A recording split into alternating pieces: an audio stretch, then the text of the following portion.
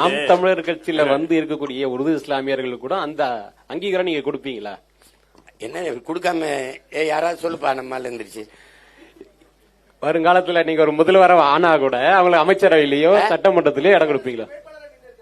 என்ன நீங்க என் தம்பி மனைவியை நிறுத்திருக்க அதெல்லாம் இல்ல. நீங்க அவர் கேக்குறது என்ன சொன்னீங்கன்னா, இப்போ இங்க உருது தமிழ் என்ற அதாவது ஒரு 50 விழுக்காடு உருது முஸ்லீம் இருக்காங்க, 50 விழுக்காடு தமிழ் முஸ்லீம் இருக்காங்க. உதாரணத்துக்கு தமிழ்நாட்டுல இப்போ நாம் தமிழர் கட்சி இந்த உருது தமிழுக்காக பாகுபாடு எங்களுக்குள்ள இதுவரையிலும் இல்ல.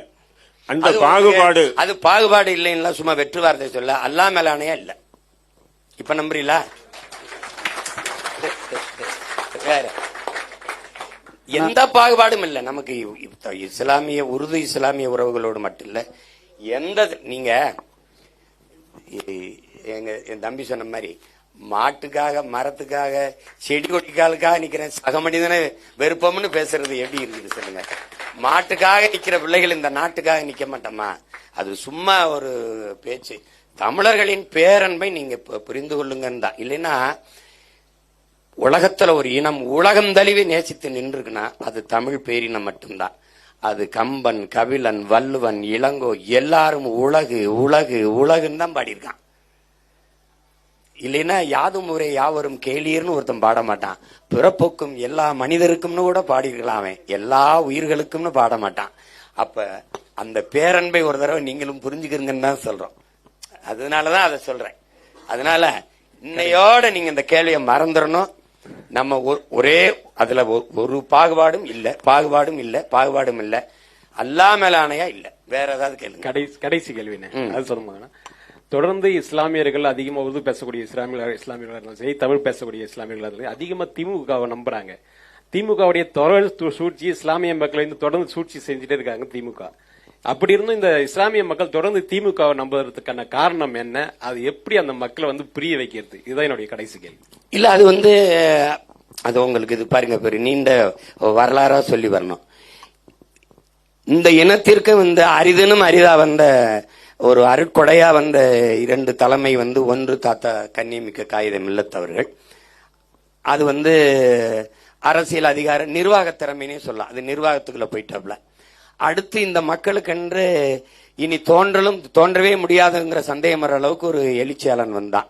அவன் ஒரு வறுமையில் இருந்த மகன் இல்ல. அவனுக்கு 3000 ஏக்கர்ல தோட்டமே இருந்தது. அவன் வீடுல எல்லாம் அரண்மனையில பேலஸ் மாதிரி மாளிகையில வந்தவன்.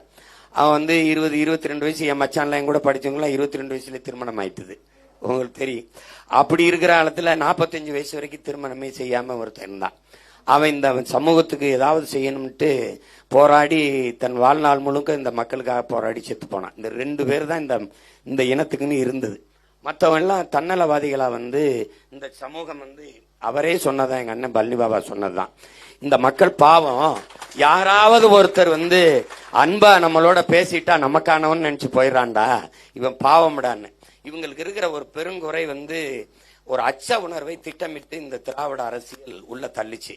இப்ப நான் எங்க அண்ணனுக்கு என்ன சொல்வேன், தைரியமா இருக்குண்ணே, தம்பி இருக்குண்ணே, எவன் வர்றான்னு பாப்போம். இவன் தான் உண்மையிலே அவருக்கு தம்பி, அவன் தான் தளபதி. என்ன ஜாக்கிரதையா இருங்கண்ணே, நான் போட்டானே, தனியா போகாதீங்கண்ணே, ஏதாவது பண்ணி போடுவாங்கன்னா. இப்படி ஒரு இவனுக்கு பேர் என்ன, இவனே பயந்தாங்கொழி நாய். இது இவரையும் பயப்படுத்தி போறது. இவன் கோலையா இருக்கிறதுல வீரனா இருக்கிறவனே, ஓ என்னடா இவன் சொல்றதை பார்த்தா நம்ம ஏதாவது பண்ணிடுவாங்களோ இப்படி. இதை இந்த திராவிட கோளைகள் பன்னெடுங்காலம், இப்ப நான் அதிகாரத்தில் இருக்கேன், டேய் பாட்டும்டா, எவன் வரான்னு பாப்போம்டா, நான் இருக்கேன்டா. இப்ப பிஜேபி வந்ததுன்னு வச்சுக்கிறீங்களேன், நீ எதுக்கு ஆட்சியில் இருக்க? பிஜேபி வர வேண்டிய தேவையே இல்லாம நீ ஆட்சி செய்யணும். அதானே ஆட்சி. வந்துரும். டேய், நான் ஒரு வாட்ச்மேனை போடுறேன் என் வீட்டு வாசல. எதுக்கு போடுறேன்? திருட வர்றதுக்கு முன்னாடி தடுத்து பிடிக்க. அதானே செய்யணும். இவன் என்ன பண்ணுவான், அம்மா நான் இருக்கேம்மா, பயப்படாம போய் தூங்குங்கம்மா அப்படின்னு சொல்லாம என் மனைவியை கூப்பிட்டு, அம்மா கதவை நல்லா சாப்பிட்டுக்கிறீங்கம்மா, அம்மா உள்தாப்பா கூட போட்டுக்கிறோங்கம்மா, அம்மா எதுக்கும் வேணும். அதுக்கு எதுக்குடா வாட்ச்மேன்? அந்த வாட்ச்மேன் தான் இந்த திராவிட வாட்ச்மேன். உங்களுக்கு புரியுதா? இது வீரமுள்ள ஆண்மகனா இருந்தா வாட்டும்டா பாப்போம்டா, ஏன்னு வரும். தைரியமா இருங்க. நீங்க குற்றப்படுத்தி ஒரு அச்ச உணர்வை விதைச்சு என் தம்பி இருக்கான சைஃபுல்லா, அவன் அசரத்து நாங்க 2 பேரும் பேசிக்கிறோம். ராமநாதபுரத்துல ஏண்டா டேய் தம்பி செய்வலா என்னென்ன திமுக தான் நம்ம மக்களுக்கு பாதுகாப்புனா அல்லா பாதுகாப்பு இல்லையாடான்னு கேட்டேன்ல. அதுதானே எனக்கு தெரியும். அல்லா நம்மளை பாதுகாக்க மாட்டாராடா, உலகத்தையே பாதுகாக்கிற அல்லா நம்மளை பாதுகாக்க மாட்டாரு, இந்த திமுக தான் பாதுகாக்குதாடான்னு அப்புறம் கேட்டேன். எனக்கு சந்தேகம், 5 வேளை துவா பண்றாங்கல்லடா, என்னடா சொல்லி வேண்டுறாங்கன்னு, என்னடா சொல்லி வேண்டுறாங்க தெரியல என்னாகிறான் அவரே சொல்றான். அந்த கதையா ஒரு பய உணர்வை ஊட்டி ஊட்டி சொந்த நாட்டு மக்களை நீங்க ஆழ்ந்து பாத்தீங்கன்னா அவ்வளவு கோபம் வரும். சிறுபான்மைன்னு சொல்லி வச்சுறாங்கல்ல எங்களை, அவன் யாருன்னு பாக்குறீங்க? உலகெங்கிலும் நீங்க வரலாற்றை பாருங்க, மானுடனை கணக்கிடும் போது மதத்தின் வழியாக கணக்கிடுவதே கிடையாது. மொழி இன அடிப்படையில் தான் கணக்கிடுவான். உதாரணமா ஐரோப்பா முழுமைக்கும் கிறிஸ்தவன் தான். எதுக்கு இத்தனை நாடுகள்? ஏன்னா மொழி வழியே தேசிய இனங்கள் நிலங்கள் விளங்குது. மதத்தின் வழியே கணக்கிடுவதா இருந்தால் பாகிஸ்தான்ல இருந்து பங்களாதேஷ் வர வேண்டிய தேவை ஏதாவது இருக்கா?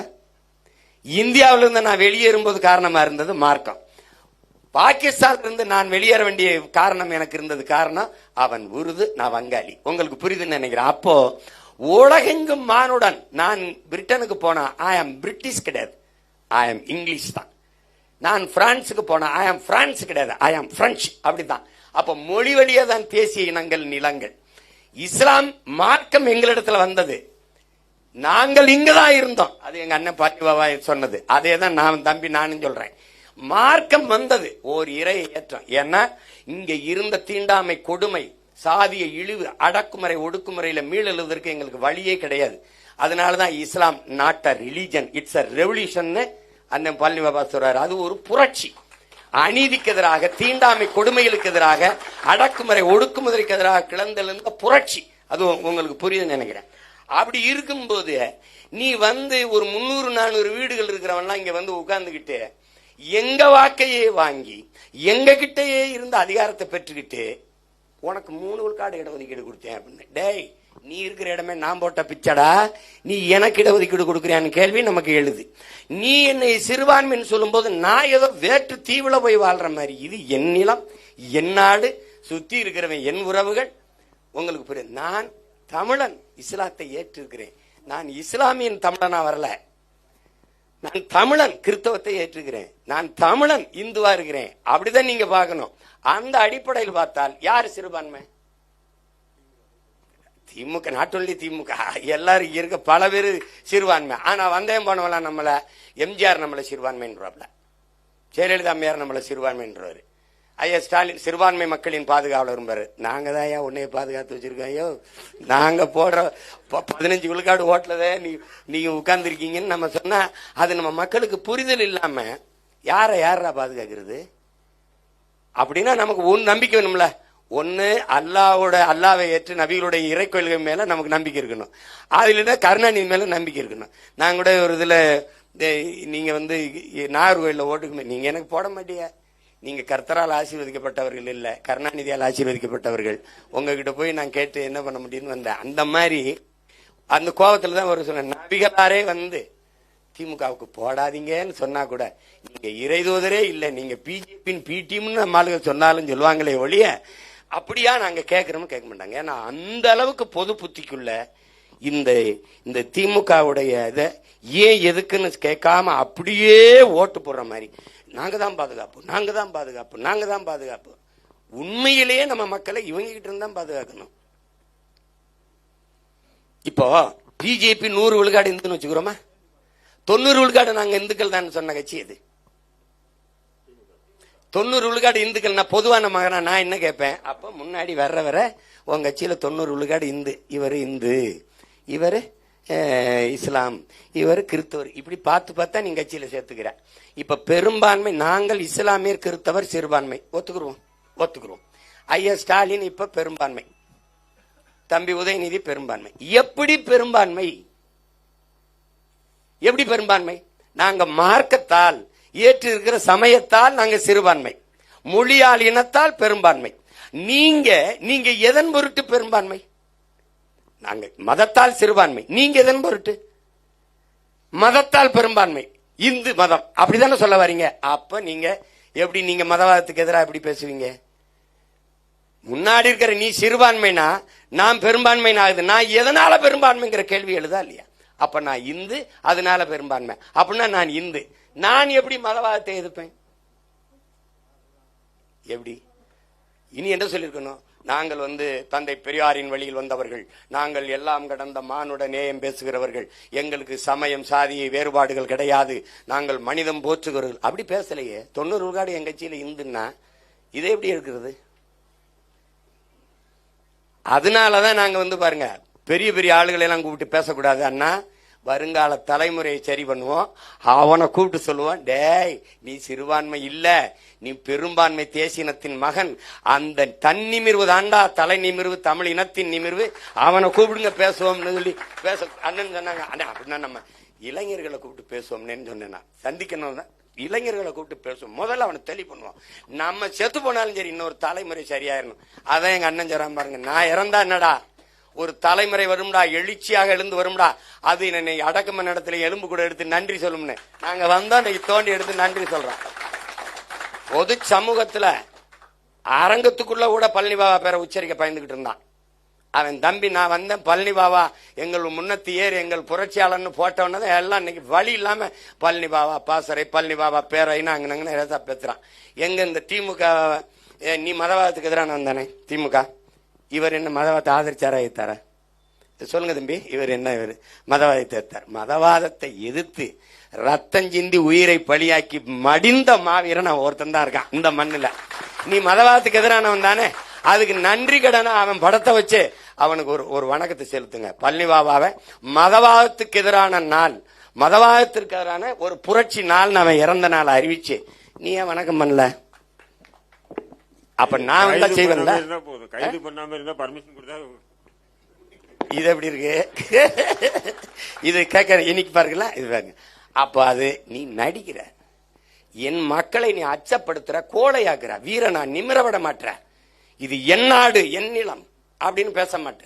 நீ எனக்கு சலுகை கொடுக்குற, நான் உரிமை கேட்கிறேன். உங்களுக்கு புரியுதா? அதனாலதான் நம்ம இந்த இடத்துல இந்த திமுகவை எப்படி நம்ம சொல்றோம்னா, ஒரு எங்க அப்பா பெரியப்பாவை சரி பண்ண முடியாது, எங்க மாமா மைத்தனர்கள் சரி முடியாது, தம்பி தங்கச்சியில சரி பண்ணோம்னா. இந்த வாட்டி நீங்க பாருங்களேன், இந்த தேர்தலில் நிற்கும் போது இந்த பையனுக்கெல்லாம் சீட் கொடுத்துருக்காப்ல, அப்படி கேட்பீங்க பாருங்க. எல்லாம் சின்ன சின்ன பசங்களாம் நிப்பாங்க. ஒரு 2-3 பேர் தான் தவிர்க்க முடியாம ஆம்பளை பசங்களா போயிட்டாங்க. எல்லாமே பெண் பிள்ளைங்க பரதாவோட நின்று நீங்க கேட்கணும், போட்டா போடுறான், போடலைன்னா போறேன். அதை பத்தி புரியுதா உங்களுக்கு? நீங்க கொஞ்சம் கொஞ்சமா தான் நகரும், கொஞ்சம் கொஞ்சமா தான் தகர்க்க முடியும். ஏன்னா 60 ஆண்டுகளா பொது புத்தியில ஊறி போயிடுச்சு, இவங்க தான் பாதுகாப்பான்ட்டு. அப்ப அதை தகர்க்கணும். அதுக்கு அண்ணனுக்கு நீங்க கூடவே மண்வெட்டி கோடாரியை தூக்கிட்டு வரணும்.